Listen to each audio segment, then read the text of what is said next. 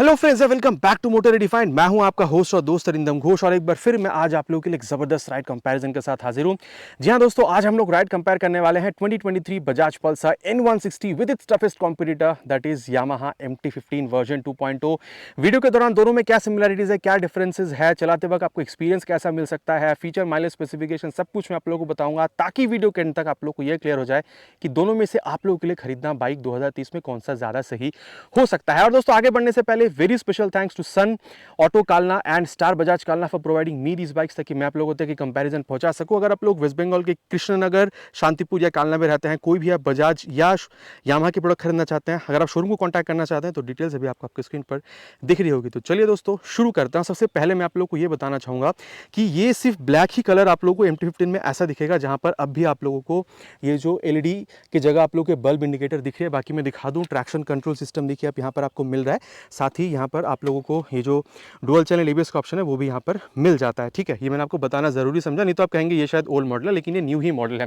अब यहाँ पर कंपैरिजन में चलते हैं। जैसे ही आप दोनों की कीक ऑन करते हैं, यहाँ पर आपको LED DRL जलती हुई दिखेगी, लेकिन अगर आप LED DRL को ऑन करना चाहते हैं तो एंड में आप लोगों को यहाँ पर इग्निशन को भी ऑन करना होगा। लेकिन बात यह है कि अगर आप LED DRL या फिर अगर आप यहाँ पर प्रोजेक्टर हेडलैम्प को अगर आप ऑन ऑफ करना चाहते हैं तो यहाँ पर एक डेडिकेटेड बटन दिया गया है। बाकी ये भी है कि दोनों में ही आप लोग को प्रोजेक्टर LED हेडलैम्प मिल रहा है। दोनों की लुक में कौन सा ज़्यादा आपको अट्रैक्टिव लगती है, ज़्यादा एग्रेसिव कौन सी है, बिल्कुल आप नीचे कमेंट में लिखकर बताइएगा। और सस्पेंशन अगर आप देख रहे हैं तो डिफरेंस है, यहाँ पर आपको टेलीस्कोपिक फोक मिल रही है, लेकिन यहाँ पर आप लोगों को 37mm की जो USD फोक है वो मिल रही है। बाकी परफॉर्मेंस में क्या डिफरेंस है आगे इसके बारे में डिस्कस करेंगे। और आप मडगार्ड देख रहे हैं, दोनों में ही आप लोगों को फाइबर की मिलती है, लेकिन यहाँ पर आप लोगों को ये डुअल फ्लैप की बिल्कुल देखने में मिल जाती है। टायर अगर आप लोग देख रहे हैं, ये सेक्शन यहाँ पर भी आपको दोनों में ही सेम देखने को मिलता है, जो कि है 100/80 सेक्शन की टायर। बाकी दोनों ही आप लोग को 17 इंच की अलॉय व्हील के साथ मिल रही है। डिजाइन वगैरह के बारे में आप नीचे कमेंट पे लिखकर बताइएगा। सेफ्टी अगर आप लोग देख रहे हैं तो दोनों में ही डुअल चैनल ABS का ऑप्शन अभी अवेलेबल है। बाकी N160 में सिंगल चैनल ABS का भी आपको ऑप्शन देखने में मिल जाएगा। साथ ही मैं बता दूं, दोनों के पास यहाँ पर आप देख सकते हैं डिस्क है। N के पास 300mm की डिस्क है, यहाँ पर 282mm की डिस्क है। बाइब्री की कैलिपर, यहाँ पर ग्रेमिका की कैलिपर आपको देखने में मिल जाएगी। बाकी परफॉर्मेंस के बारे में आगे बात करेंगे। और वहीं अगर मैं आप लोग को इंजन के बारे में बताऊं तो यहाँ पर आप लोगों को 164.82 cc SOHC 2 valve oil cool fuel injected engine देखने को मिल रही है। बाकी यहाँ पर भी किक स्टार्ट नहीं है, आपको MT में भी नहीं मिल रही है। यहाँ पर आप लोग को 16 PS की मैक्स पावर और 14.65 न्यूटन मीटर की मैक्स टॉर्क देखने में मिलती है। बाकी यहाँ पर इंजन रिलेटेड आपको और कोई टेक्नोलॉजी देखने में नहीं मिलती है। लेकिन जैसे आप यहाँ पर ये MT में आ रहे हैं तो यहाँ पर आप लोगों को सबसे पहले तो मैं बता दूं कि इंजन की कैपेसिटी है ये आपको थोड़ी सी कम देखने में मिलेगी। 155 cc SOHC 4 valve liquid cool fuel injected engine है। जी हाँ दोस्तों, 2 valve 4 valve oil cool liquid cool engine है, तो परफॉर्मेंस में फर्क पैसे भी पड़ना है। पावर फिगर्स यहां पर ज्यादा है, 18.4 PS की मैक्स पावर। बाकी यहां टॉर्क फिगर यहां पर थोड़ा कम है, 14.1 न्यूटन मीटर तक की टॉर्क यहां पर आपको देखने में मिल जाएगी। बाकी किक स्टार्ट यहां पर भी नहीं है, लेकिन यहां पर आपको ट्रैक्शन कंट्रोल सिस्टम मिलती है जो आपकी सेफ्टी में ऑन मतलब ऐड हो जाती है, जो आपको एंड में देखने को नहीं मिलेगी। साथ ही यहां पर आप लोग को VVA टेक्नोलॉजी भी मिलती है, जो 7,500 RPM तक जब आप जाते हैं तो एक अलग सा किक मिलता है देखने में। परफॉर्मेंस की बात करें जो आप लोगों को आगे एक्सेलरेशन टेस्ट के टाइम पे देखने को मिल जाएगा। चलिए बारी बारी से दोनों ही बाइक की जो एग्जॉस्ट साउंड है वो भी मैं आप लोगों को सुना दूं। बाकी यहाँ पर आपको अंडरबिली मिल रही है, लेकिन MT-15 में आप लोगों को नॉर्मल एग्जॉस्ट ही देखने में मिल जाती है।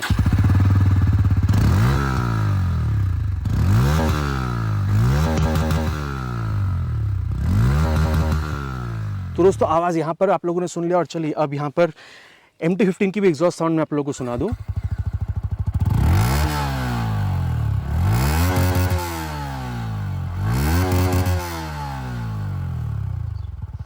तो दोस्तों आवाज़ आप लोगों ने दोनों की सुन लिया। आप लोग बिल्कुल नीचे कमेंट पे लिखकर बताएगा किसकी ज़्यादा बेसेर आपको फील हुई है। बाकी रियर सेक्शन अगर आप लोग देख रहे हैं तो आप देख सकते हैं दोनों में ही बल्ब इंडिकेटर है। बाकी MT में आप लोगों को यहाँ पर LED टर्न इंडिकेटर्स का भी ऑप्शन देखने को मिल जाता है। आप देख सकते हैं ये रिफ्लेक्टर्स वगैरह दोनों में ही है, नंबर प्लेट लगाने की जगह भी है। और अगर आप टायर देख रहे हैं तो सबसे पहले आप टायर हगर भी देख लीजिए, दोनों में ही आपको टायर हगर देखने को मिल रही है। 140 सेक्शन की टायर यहाँ पर आपको मिल रही है, और यहाँ पर आप लोग को 130/70 सेक्शन की टायर है। यहाँ पर भी 140/70 सेक्शन की ही टायर है, लेकिन ये रेडियल है जो कि एंड में देखने में नहीं मिलती है। इसके अलावा अगर आप लोग यहाँ पर इसकी ब्रेक्स में जाते हैं तो यहाँ पर आप लोगों को ये MT में आप लोगों को यहाँ पर 220mm की देखने को मिल रही है, लेकिन यहाँ पर आप लोगों को 230mm की देखने को मिल रही है। बाकी डुअल चैनल ABS दोनों में ही है, और दोनों में ही आप देख सकते हैं ये जो मोनोशॉक जो सस्पेंशन है दोनों में ही आपको देखने में मिल रहा है। बाकी अगर आप लोग यहाँ पर मीटर कंसोल देख रहे हैं तो इसके पास एक एडवांटेज है कि यहाँ पर आपको ब्लूटूथ भी देखने में मिल जाती है। मैं MT की बात कर रहा हूँ। बाकी ये टैंक माउंटेड आपको क्लिस्टॉट मिल रही है, जो आप लोग को यहाँ पर N160 में देखने को नहीं मिलती है।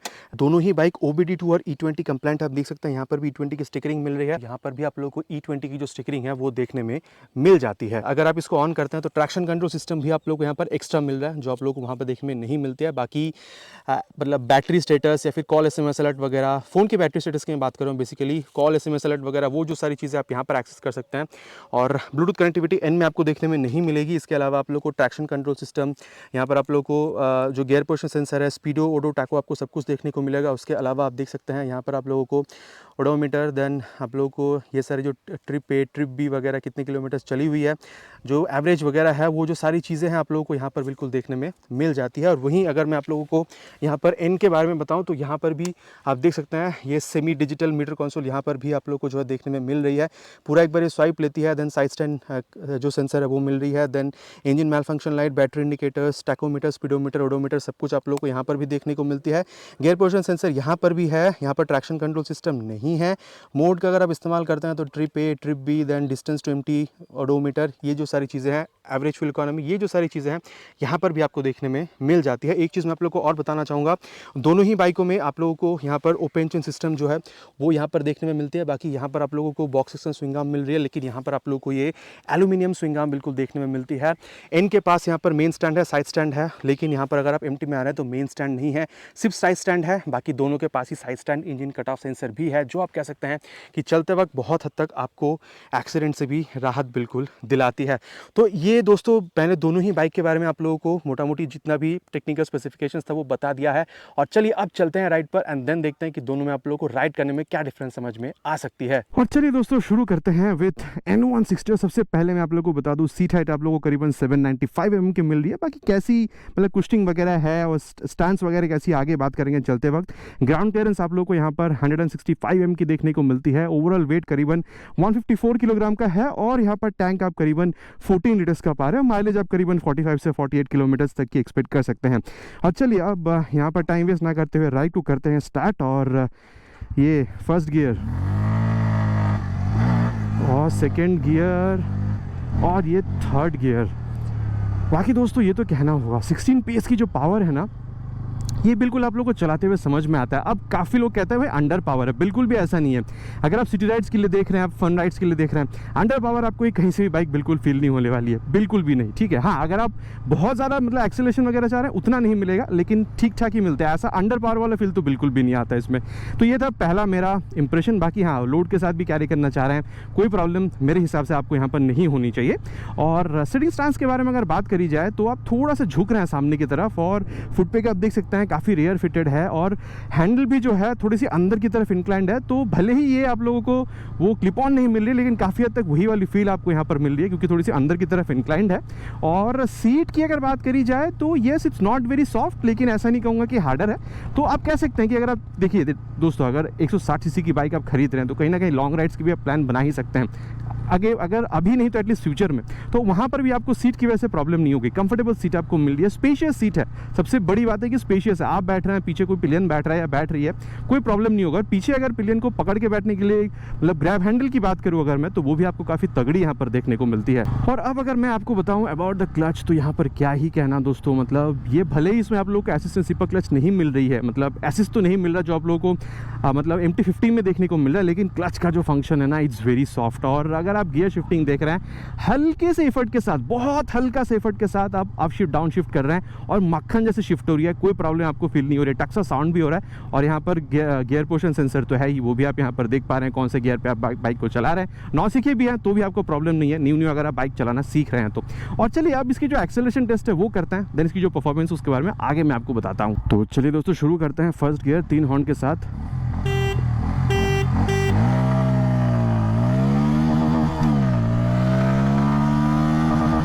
लोगों ने 0 to 60 देख लिया है।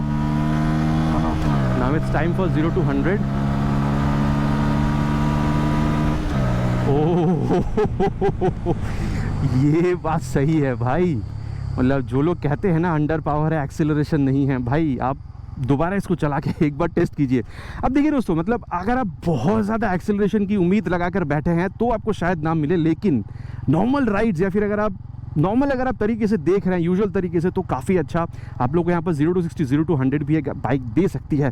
बाकी मैं कह सकता हूँ दोस्तों एक्सेलरेशन के टाइम पे वाइब्रेशन तो पहले ही बहुत कम थी, अभी भी 90 के बाद जब आप जा रहे हैं तो हल्का फुल्का समझ में आ रहा है। स्टेबिलिटी में कोई प्रॉब्लम नहीं है और साथ ही मैं कह दूँ अगर आप हाई स्पीड्स पर जाने की कोशिश कर रहे हैं तो शायद आपको वहाँ पर माइलेज कम मिले, लेकिन हाँ 38-40 तक तब भी आपको मिलनी चाहिए और मैं कह सकता हूँ कि कंफर्टेबल क्रूजिंग स्पीड आप 80-90 तक भी रख सकते हैं, मेरे हिसाब से आपको प्रॉब्लम नहीं होनी चाहिए। और चलिए दोस्तों अब यहाँ पर इसकी जो ब्रेक टेस्ट है वो भी हम लोग परफॉर्म करते हैं। डुअल चैनल ABS है तो क्या ही कहना, 60 पे दोनों ब्रेक को टेस्ट करेंगे, पहले front then rear end then उनको साथ में अप्लाई करके देखेंगे। तो चलिए सबसे पहले इसको 60 तक ले चलते हैं, then front brake and brake applied 65 करके करीबन चले गए थे। हाँ ये एक बात मैं कहूँगा दोस्तों कि यहाँ पर ABS की इंट्रूशन मुझे फील हुई है जब मैंने, अब देखिए एक बात है कि ये जो ब्रेक लीवर है ना मतलब फ्रंट ब्रेक का वो हल्का सा सॉफ्टर साइड पे है, तो जब आप एक्सट्रीम उसको पुल कर रहे हैं ना तो वो हल्का सा जो ABS का इंट्रूशन है मुझे यहाँ पर बिल्कुल फील हुआ है। बाकी 300 mm के सामने जो डिस्क है काफ़ी मतलब तगड़ा आपको यहाँ पर जो ब्रेक बाइट है फीडबैक है वो निकाल कर दे रही है और ब्रेक से शिकायत आपको बिल्कुल भी नहीं होनी चाहिए। और चलिए दोस्तों अब इसकी जो रेयर ब्रेक है उसको भी टेस्ट करके देखते हैं, same at the speed of 60 and brake applied 59-60 तक हम लोग थे और एक्सट्रीम प्रेस करने के बाद भी जो है ये फिसली नहीं है, ये बहुत बढ़िया बात है। बाकी देखिए ABS है फिर भी ABS की जो इंट्रूशन है वो समझ में नहीं है और ना ही गाड़ी फिसली है, तो ये आप कह सकते हैं कि पिछला जो ब्रेक है वो भी काफ़ी अच्छा काम कर रही है। लेकिन जैसे मैं हर बाइक में अमूमन हर बाइक में कहता हूँ कि प्रोग्रेसिव है, सेम चीज़ यहाँ पर भी है। तो चलिए अब दोनों को इस साथ में अप्लाई करके देखते हैं, पहले rear end then front and brake applied rear front. चलिए हो हल्का सा लिफ्ट हुई थी rear tyre, oh my God. बाकी सही है, आप लोगों ने देखा है कितना सेकंड लगा होगा 60 से मतलब 0 पे आने में, शायद 1.5 से 2 सेकंड का समय। बाकी काफ़ी तगड़ी रिस्पॉन्स है दोस्तों। और एक चीज़ है, अगर आप हल्के से स्पीड पे होंगे ना, हल्का से भी अगर आपने ये जो लिवर है ब्रेक का अगर आपने उसको दबा दिया फ्रंट ब्रेक का तो वो झट से रुक जाती है। ओवरऑल मैं कहने की कोशिश कर रहा हूँ कि ब्रेक सिर्फ कहने के लिए ही, सामने 300 पीछे 230 की नहीं है, ठीक है, आपको उतना ही अच्छा रिस्पॉन्स मिल रहा है, ब्रेकिंग से आपको कोई शिकायत नहीं होगी। और अब अगर मैं आपको यहाँ पर सस्पेंशन के बारे में बताऊँ दोस्तों तो क्या ही कहना, मतलब फ्रंट और रियर अगर आप देख रहे हैं तो दोनों को ही थोड़ा सा मिड साइड पर सेट करा गया है, ताकि अगर आप हल्का फुल्का अगर आप ऑफ रोड वगैरह भी कर रहे हैं, जैसे चलिए यहाँ पर ले चलते हैं गाड़ी को। अब ये देख लीजिए यहाँ पर जब आप जा रहे हैं ना तो देखिए हल्का फुल्का आपको मेरी आवाज़ से समझ में आई होगी, एकदम ही हल्का सा डिफ्लेक्शन आपको आवाज़ में समझ में आया होगा, ठीक है। लेकिन ये बात है कि बैक को उतना वो ज़्यादा फील नहीं हो लिया। अब पीछे कोई है नहीं तो टर्निंग रेडियस भी चेक कर ले, ये देखिए आराम से, तो हल्के से जगह पे हमने इसको मोड़ भी लिया है। तो आप ये भी कह सकते हैं कि टर्निंग रेडियस भी सही है। और सस्पेंशन की अगर बात यहाँ पर हम लोग कर ही रहे तो मैं आपको ये बता दूँ, आप अगर मतलब लीन वगैरह भी कर रहे हैं ना, जैसे मैंने आपको अभी करके बताया था, हल्का सा मैंने गाड़ी को लीन भी किया था, तो यहाँ पर तो बहुत कम स्पीड पर किया, लेकिन अगर आप थोड़ा बहुत स्पीड पर भी लीन वगैरह करते हैं ना तो भी आप लोगों को डर का फील नहीं होता है। सामने में 100 सेक्शन, पीछे में 130 सेक्शन की टायर, अगर पीछे आप सस्पेंशन देख रहे हैं तो आपको मोनोशॉक मिल रही है, सामने में जो सस्पेंशन है उससे भी फीडबैक आपको काफ़ी बेहतरीन मिल रही है। हल्का फुल्का अगर आप गड्ढे पर से भी गुजर रहे हैं तो भी अच्छी से एब्जॉर्ब कर लेती है। मैंने आपको एक्सेलरेशन के टाइम पे ऑलरेडी कहा कि स्टेबिलिटी में आपको कोई प्रॉब्लम फील नहीं होती है। देन मैं ये भी आपको कह सकता हूँ कि अगर आप कॉर्नर्स वगैरह कर रहे हैं वहाँ पर भी आपको गाड़ी अच्छा मतलब जो परफॉर्मेंस है वो निकाल कर देती है। ओवरऑल अगर आप देखते हैं suspension, everyday ride, fun ride, city ride, अगर आप कुछ भी कर रहे हैं तो आपको अच्छा रिस्पॉन्स निकाल कर बिल्कुल देती है। और वहीं अगर मैं आप लोगों को ओवरऑल इसकी जो मतलब हैंडलिंग के बारे में कहूँ तो क्या ही कहना, जब आप ऐसा भी कर रहे हैं, 154 किलोग्राम की वेट है दोस्तों, करीबन 13 किलोग्राम ज़्यादा है अगर आप MT-15 से कंपेयर कर रहे हैं। लेकिन मैं ये चीज़ कह सकता हूँ चलाते वक्त आपको ये बिल्कुल भी फील नहीं होती है। रियर व्यू मिरर से आपको अच्छा रियर व्यू जो है वो भी देखने को मिल रहा है। वेट गाड़ी की बिल्कुल समझ में नहीं आ रही है। और सही बात क्या जानते हैं, आपकी जो पैर है ना टैंक के साथ ये डिज़ाइन जो अच्छा टक इन कर रही है, तो आपको वो जो मतलब आप कह सकते हैं कि जो कॉन्फिडेंस है ना गाड़ी में से चलाते वक्त वो आपको यहाँ पर काफ़ी बढ़िया देखने को मिलता है। और अब ये भी कह सकते हैं कि पहले जो गाड़ी आ रही थी BS6 और E20 अपडेट के बाद बहुत ज़्यादा आप लोगों को जो परफॉर्मेंस में उससे फर्क देखने को नहीं मिलेगा। और चलिए अब इसकी जो कॉम्पिटिटर है MT-15 उससे कंपेयर करके देखते हैं कि गाड़ी मतलब कहां तक आप लोगों को सही राइड दे सकती है। और चलिए दोस्तों अब राइड कंपेयर करते हैं MT-15 वर्जन 2.0। सबसे पहले बता दूं सीट हाइट यहां पर ज्यादा है, करीबन 810 mm तक की, बाकी कुछ नहीं, आगे बात करेंगे। अगर आप ग्राउंड क्लियरेंस देखते हैं तो भी यहां पर थोड़ा सा ज्यादा है, 5 mm तक, 170 mm की ग्राउंड क्लियरेंस है। वेट भी यहां पर कम है, 141 किलोग्राम है। और टैंक भी यहां पर छोटी है, 10 लीटर तक की टैंक है। बाकी माइलेज यहां पर भी आप करीब करीबन वही 45 किलोमीटर्स तक की एक्सपेक्टेशन रख सकते हैं। और सबसे पहले मैं आप लोग को बता दूं, जब मैं बाइक पर बैठ रहा हूं ना, तो सीट जो ऊंची है, मतलब वहाँ पे 795, यहाँ पर 810, तो आप कह सकते हैं 15 mm जो ज़्यादा है, तो ये बहुत ज़्यादा मुझे वैसे समझ में नहीं आ रही। लेकिन एक बात है, हैंडल बार से आप जो बैठ रहे हैं, ये जो दूरी है ना, ये आपको यहाँ पर MT में बहुत ज़्यादा कम देखने को मिल रही है। चलिए अब वक्त ज़्यादा ज़ाया ना करते हुए स्टार्ट करते हैं। फर्स्ट गियर, और ये सेकेंड गियर, और ये थर्ड गियर।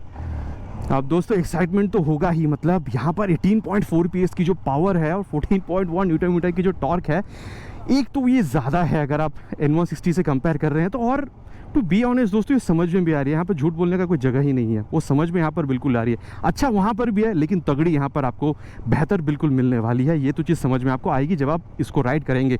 बाकी वहाँ पर क्या था ना, आप बाइक पर बैठ रहे थे, लेकिन यहाँ पर अगर आप देख रहे हैं, आप टैंक से थोड़ी नीचे की तरफ बैठ रहे हैं। और यहाँ पर भी अगर आप देख रहे हैं, टैंक से आप जो ये आपकी जो पैर चिपकी है, ये थोड़ी सी ज़्यादा नीचे की तरफ जा रही है, और वहाँ पर आपका जो पैर था वो थोड़ा सा उठा हुआ था। बाकी अगर आप ये फुटपैक देख रहे हैं तो ये थोड़ी ज़्यादा ही रेयर फिटेड है, ठीक है। तो ये मेरा बिल्कुल ही फर्स्ट इंप्रेशन था। बाकी मैं ये चीज़ आपसे कहना चाहूँगा कि अगर आप सीट पर बैठ रहे हैं तो डेफिनेटली आप लोगों को सीट में ना ये थोड़ी सी हार्डर साइड पर ही मिलेगी। हाँ, कंफर्टेबल ये भी है, लेकिन हार्डर साइड पर है। और एक बात है, स्पेस की अगर बात करी जाए, राइडर के लिए तो एम्पल स्पेस है, कोई प्रॉब्लम नहीं है। लेकिन एक बात है, जो पिलियन पीछे बैठ रहा है ना, उसके लिए जो सीट का जो स्पेस है वो थोड़ी कम है। मतलब अगर आप कंपेयर कर रहे हैं विद N160 तो वहाँ पर स्पेस की कमी नहीं है, चाहे वो राइडर हो चाहे पिलियन हो। लेकिन यहाँ पर क्या है, एक बंदा या बंदी अगर राइडर या पिलियन दोनों ही अगर तगड़े बैठ रहे हैं, थोड़े हेल्दी बैठ रहे हैं, तो प्रॉब्लम होगा। एक हल्का पतला और एक अगर हेल्दी बैठ रहा है तो आराम से बैठ सकता है, उसमें प्रॉब्लम नहीं होनी चाहिए। तो ये सीट के बारे में बात हो चुकी है। सिटिंग पोजीशन की अगर आप बात कर रहे हैं तो डेफिनेटली दोनों में बहुत ज़्यादा कोई अंतर नहीं है। लेकिन मतलब N160 में क्या था, हैंडल बार थोड़ी सी अंदर की तरफ थी, लेकिन यहाँ पर आप देखिए हैंडल बार स्ट्रेट है, तो वो एक डिफरेंस है। बाकी दोनों में ही आप जो सामने की तरफ झुक रहे हैं, दोनों में ही आप इक्वल झुक रहे हैं। और मैंने ऑलरेडी कहा है कि यहाँ पर जो फुटपैक है आपको रियर फिटेड ही मिल रही है। चलिए देखते हैं कितना अच्छी तरीके से हम लोग ये आराम से हम लोगों ने जो है इसको भी टर्न कर लिया है, कोई प्रॉब्लम नहीं हुई है। बाकी आप कह सकते हैं कि वो उतनी ही टर्निंग रेडियस में हमने इसको भी टर्न कर लिया है, तो टर्निंग रेडियस में बहुत ज़्यादा कोई प्रॉब्लम या फिर अलग डिफरेंस आप लोगों को दोनों में फील नहीं होगी। तो क्या क्या सिटिंग पोजीशन बैठने में क्या है नहीं है, राइडर पिलियन दोनों के बारे में मैंने आप लोग को यहाँ पर बता दिया है। और अब अगर मैं आप लोगों को यहाँ पर क्लच के बारे में बताऊँ तो डेफिनेटली दोस्तों यहाँ पर भी क्लच का फील वैसा ही है। बट हाँ, यहाँ पर असिस्ट फंक्शन है और यहाँ पर सिपर क्लच भी दिया गया है। तो अगर आप हाई स्पीड्स पर अगर एग्रेसिव डाउन शिफ्ट कर रहे हैं स्पीड को स्लो डाउन करने के लिए, तो आपकी जो रियर टायर है वो फिसलने की जो चांस है बहुत हद तक कम हो जाती है बिकॉज ऑफ सिपर क्लच। लेकिन ये सुविधा आपको N160 में देखने को नहीं मिलेगी। और अगर मैं आप लोगों को यहाँ पर गियर बॉक्स के बारे में बताऊँ तो यहाँ पर भी फील वैसे ही है। मतलब आपको हल्का सा एफर्ट लगाना होता है, बहुत ज़्यादा हल्का सा, जैसे आपने N160 में लगाया था। और आपको वो क्लिक साउंड भी मिलती है और मक्खन की तरह शिफ्ट भी होती है, कोई प्रॉब्लम नहीं है। बाकी गियर पोजिशन सेंसर या गियर जो आप शिफ्ट कर रहे हैं वो आपको यहाँ पर जो कंसोल है यहाँ पर भी दिख ही रही है। तो यहाँ पर भी वैसे बहुत ज़्यादा चेंज नहीं है। और चलिए अब इसकी भी जो एक्सेलरेशन टेस्ट है वो मैं आपको करके बता दूं, देन इसकी जो परफॉर्मेंस है देन कंपेयर करेंगे विद N160। तो चलिए दोस्तों शुरू करते हैं। डेफिनेटली पावर यहाँ पर ज़्यादा है 3 हॉर्न के साथ।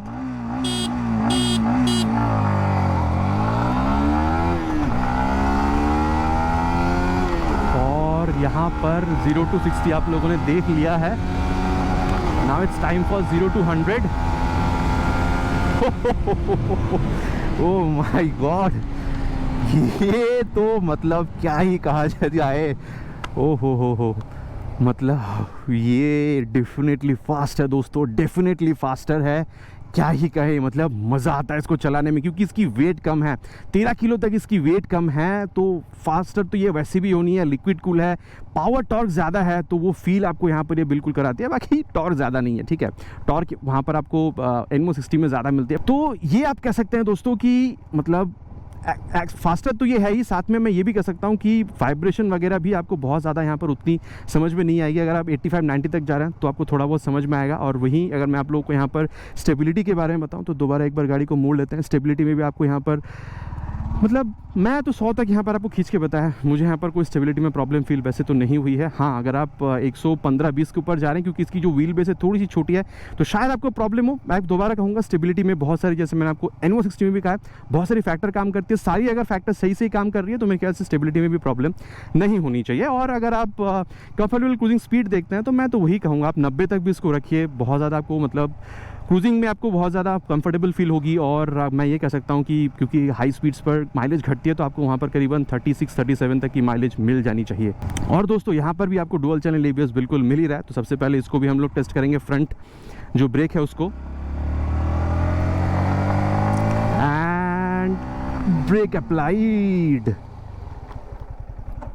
अच्छा, अब यहाँ पर दो बात मैं बताना चाहूँगा कि 282 mm की ब्रेक है, लेकिन मैं एक चीज़ कहना चाहूँगा दोस्तों, वहाँ पर जो 300 mm की ब्रेक है, यहाँ पर भी ना आपको ब्रेकिंग जो रिस्पॉन्स है काफ़ी तगड़ी मिल रही है, बाइट फीडबैक आपको अच्छा मिल रहा है। लेकिन अगर 19-20 का फ़र्क अगर देखा जाए तो क्योंकि वहाँ पर 300 mm की ब्रेक आपको मिल रही है, तो हल्का सा जो एफर्ट मतलब ब्रेकिंग अच्छी है वो आपको वहाँ फील हो सकती है। ठीक है, बाकी हाँ 19-20 का फ़र्क मैं दोबारा कहना चाहूँगा आपसे, लेकिन आपको हल्का सा बेहतर N160 में समझ में आ सकती है। और दोस्तों अब सेम हम लोग इसकी जो रेयर ब्रेक है उसको भी टेस्ट करके देखते हैं, same at the speed of 60 and brake applied. नहीं, यहाँ लास्ट में जाके हल्की सी जो ABS की इंट्रूशन है वो समझ में आई है, मतलब ABS मतलब ब्रेक को छोड़ दिया, ठीक है, उसने पकड़ के नहीं रखा, तो ये बात सही है। लेकिन एक बात है कि यहाँ पर भी आप लोगों को 140 mm की टायर मिल रही है, तो डेफिनेटली टायर मोटी है अगर आप N160 से कंपेयर कर रहे हैं। लेकिन हाँ, वहाँ पर भी आपको रियर टायर फिसलती हुई नज़र नहीं आई थी, यहाँ पर भी नज़र नहीं आई, लेकिन वहाँ पर इंट्रूशन ABS की समझ में नहीं आई थी, यहाँ पर समझ में आई है। बाकी ABS आप कह सकते हैं कि दोनों में काफ़ी बेहतरीन काम कर रही है। और हाँ, ये भी आप लोगों को आप कह सकते हैं कि जो प्रोग्रेसिव नेचर है ब्रेक की वही देखने को मिल रही है, दोनों में बहुत ज़्यादा डिफरेंस नहीं है। और चलिए अब दोनों ही ब्रेक को साथ में अप्लाई करते हैं, पहले rear end then front, and brake applied rear with front. हो यहाँ पर एक चीज़ देखने लायक है दोस्तों, ABS जो मैंने रियर ब्रेक को जब मैंने प्रेस किया ना, शुरुआत से ही ABS ने अपना काम दिखाना शुरू किया, मतलब इंट्रूड कर रही थी ABS, ठीक है। लेकिन फ्रंट ब्रेक में मुझे ABS की इंट्रूशन उतनी समझ में नहीं आई है। हाँ, अगर आप दोनों ब्रेक को एक साथ अगर आप प्रेस कर रहे हैं, जैसे मैंने अभी किया था, पहले rear end then front, then मेरे हिसाब से दोनों ही बाइकों में अगर आप परफॉर्मेंस देख रहे हैं तो ब्रेकिंग में बहुत ज़्यादा समझ में नहीं आएगी, ठीक है। हाँ, लेकिन अगर आप सिर्फ फ्रंट ब्रेक को टेस्ट कर रहे हैं तो 19-20 का फर्क मैं दोबारा कहूँगा, हल्का सा N160 आपको बेहतर लग सकता है। ओवरऑल अगर आप देख रहे हैं दोस्तों, यहाँ से भी आप लोगों को ब्रेकिंग में बहुत ज़्यादा डिफरेंस समझ में नहीं आएगी, और हाँ, ब्रेकिंग परफॉर्मेंस यहाँ पर भी आपको बेहतरीन देखने को मिल रही है। और चलिए दोस्तों, अब जो सस्पेंशन है उसके बारे में बात करते हैं। दोबारा एक बार यहाँ पर गाड़ी को टर्न करते हैं, ये आप देख सकते हैं मैंने दोबारा पैर नीचे रखे बिना ही टर्न किया है। और गाड़ी को अगर आप लीन भी कर रहे हैं ना तो प्रॉब्लम नहीं होनी चाहिए मेरे हिसाब से, क्योंकि मैंने बहुत ज़्यादा टेस्ट भी किया हुआ है, इस गाड़ी को लीन करने में प्रॉब्लम बिल्कुल नहीं होती है। हाँ, N160 से कहीं ना कहीं ज़्यादा लीन करने में आपको हेल्प ये बाइक बिल्कुल कर सकती है, बिकॉज यहाँ पर आपको जो USD सामने में मिल रही है ना, वो अपना कमाल बिल्कुल दिखाती है। बाकी जब आप ये कर रहे हैं ना, ये जब आप कर रहे हैं तो कहीं ना कहीं सस्पेंशन से जो फीडबैक है वो आपको कहीं ना कहीं देखने में मिल रही है। बाकी एक चीज़ मैं यहाँ पर कह सकता हूँ कि चाहे फ्रंट ब्रेक हो चाहे रियर ब्रेक हो, आपको ना थोड़ा सा वो स्टिफर साइड पर ही देखने को मिलेगा।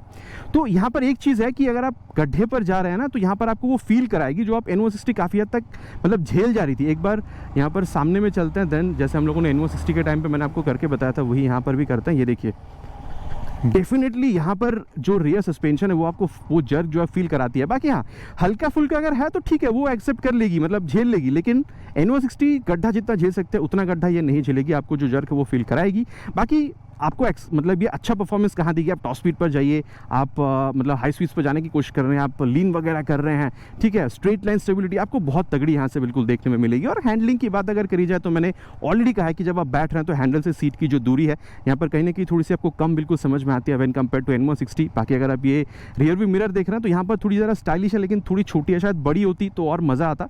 बाकी N160 की थोड़ी सी बड़ी है तो व्यू थोड़ा ज़्यादा मिल रहा है, यहाँ पर थोड़ी कम है, बट यहाँ पर भी ठीक ठाक आप कह सकते हैं, प्रॉब्लम की बात नहीं है।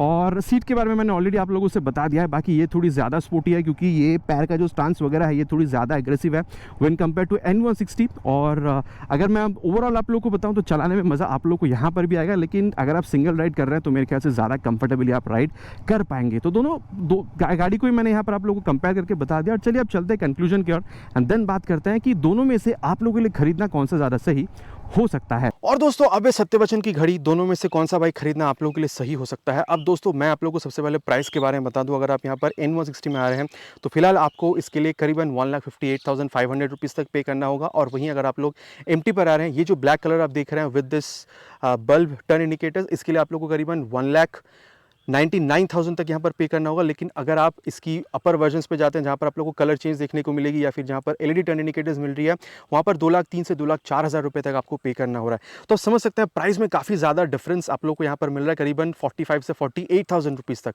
तो किसको कौन सी बाइक खरीदनी चाहिए? देखिए दोस्तों, अगर आप लोगों को एक ऐसी बाइक चाहिए थी जो मतलब आप कॉलेज गोइंग हैं, आप ऑफिस गोइंग हैं, या फिर आप मिडिल एज भी हैं, लेकिन आपको एक स्पोर्टी लुकिंग बाइक चाहिए, आपको डुअल चैनल एबीएस चाहिए सेफ्टी के लिए, आप लोगों को माइलेज भी बाइक में से अच्छी चाहिए 45 से 48 किलोमीटर तक, थोड़ी सी मतलब फन टू राइड बाइक भी चाहिए जहां पर परफॉर्मेंस भी मिले, माइलेज भी मिले, देन आप लोगों को ये गियर पोजिशन सेंसर या फिर डिस्टेंस 20 वगैरह जैसे फीचर्स वो अगर आप लोगों को चाहिए थी, रात में आप ज़्यादा राइड करते हैं, आप लोगों को यहाँ पर जो प्रोजेक्टर लैंप वगैरह चाहिए था, और ऑयल कूलिंग से अगर आप खुश हैं तो मेरे ख्याल से ये 1,58,59 तक की बजट में अगर आप पल्सर N160 खरीदते हैं, आप लोगों के लिए बहुत बेहतरीन चॉइस बनती है, क्योंकि लुक के साथ साथ आपको परफॉर्मेंस भी कहीं ना कहीं बढ़िया मिल रही है। लेकिन अगर आप आते हैं, मतलब अगर आप एमटी पे जाते हैं ना, तो ये थोड़ी सी ज़्यादा परफॉर्मेंस ओरिएंटेड बनती है। मैं ये कहना चाहूँगा कि एन थोड़ी सी प्रैक्टिकल बाइक बनती है। परफॉर्मेंस ओरिएंटेड मैं इसलिए कह रहा हूँ क्योंकि ये ना ज़्यादा यंगस्टर्स को ज़्यादा यहाँ पर पसंद आती है, क्योंकि थोड़ी सी कॉम्पैक्ट दिखती है, थोड़ी सी ज़्यादा नेकेड दिखती है। बाकी अगर आप कॉलेज गोइंग हैं या फिर अगर आप ऑफिस गोइंग हैं, आप 40-50 तक की भी अगर आपकी एज है, आप थोड़ी सी परफॉर्मेंस ओरिएंटेड आप पर्सन हैं, आप लोगों को लिक्विड कूल इंजन चाहिए, लेकिन माइलेज भी आपको वैसे ही चाहिए, मतलब 45 किलोमीटर्स तक की 150-160 सीसी तक की अगर आप बाइक चाह रहे थे, आपको परफॉर्मेंस के लिए यूएसडी वगैरह भी चाहिए थी, आपको डुअल चैनल एबीएस भी चाहिए, 2 लाख से 2,05,000 तक में आपकी बजट आपको अलाउ करती है, ब्लूटूथ जो कनेक्टिविटी है वो भी सारी आपको चीज़ें चाहिए, और टॉप ऑफ ऑल आपको यामाहा पर भरोसा है। अगर आपको यामाहा की ड्यूरेबल इंजन भी चाहिए थी, तो मेरे ख्याल से परफॉर्मेंस के साथ साथ अगर आपको लुक और अगर आपको फील लेना है एक अच्छी बाइक की, तो मेरे ख्याल से 2023 में MT-15 वर्जन 2.0 भी आप लोगों के लिए E20 मॉडल के साथ एक बेहतरीन चॉइस बिल्कुल बन सकती है। और आप लोगों को कौन सी बाइक खरीदना ज़्यादा पसंद होगा, बिल्कुल नीचे कमेंट में लिखकर बताइएगा। आशा करता हूँ दोस्तों वीडियो आप लोगों को पसंद आई होगी। बहुत जल्द मिलेंगे एक नए वीडियो में एक नए बाइक के साथ। Till then ride safe and Jai Hind.